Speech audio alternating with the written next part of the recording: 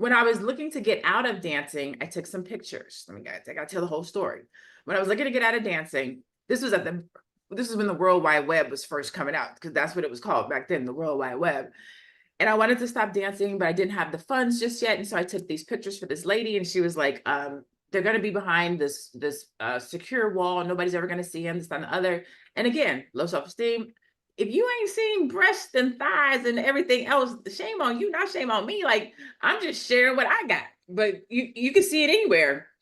So I took these pictures, and after I took them, it took me a really long time to get to a place where I thought that I could be successful. Most people had a fear of failure. I had a fear of success. I had a fear of success for a very, very, very long time. I knew I was good. I knew I was brilliant. I knew I was great. Everything I touched turned to gold. But if people find out that I was a dancer, if people find out that I took these naked pictures and they're on the internet, they're not going to believe me. They're going to think I'm a bad person. Why would you? How could you? What kind of woman does that? One with low self-esteem. And that's what I used to say to myself, you have low self-esteem. And then I was like, wait a minute, girl, you out here surviving. You're resilient.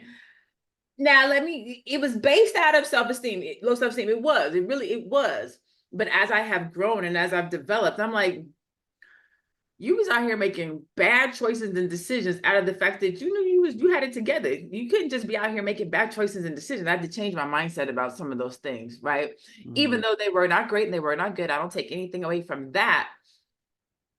You kind of have to be ballsy to just sit out here and be naked on the internet. Like I had to also change that too. Like, you had to at least have some type of resilience to be like, I think I can go out here and make this work. You know what I'm saying? So even though it wasn't good, it still was you have a little bit of confidence. You got to have some kind of confidence, because people out here ain't just doing these types of things. You know what I'm saying? And so in finding my way through those things and changing some of that stuff, I wrote the book, I put it in the book, and then I hid the book so that nobody could ever come back and be like, well, you are fake. You never said it. You never did it. I did. And I wrote it in a book, but then I hid it and I didn't talk about it because I didn't really want you to know.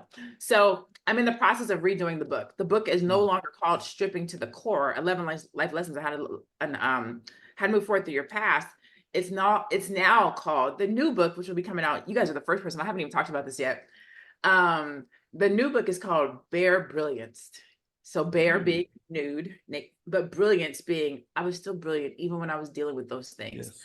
So then it's not called Stripping to the Core so that I can hide it. It's called Bare Brilliance. Like, I was bare. I'm gonna, in this book, it's the same book. I'm not changing anything. I'm adding the final chapter of the book. So, and then I'm changing some of the ideology to be more on brand, because my new brand, Your Brilliance. So I wanted to be more on brand because I wrote the book and hid it just to say I did it. But now I'm going back through and tying it to who I am right now today. There were things that I left out because I was trying to keep some stuff to myself. I really didn't want you to know. I want you to know just enough so that you wouldn't say I was hiding it or being fake. And now I'm like, listen, let me tell you what I've been through. Let me tell you how you can get through. Let me tell you how your past doesn't have to define you. Bear your brilliance. Be brilliant. Let it be out.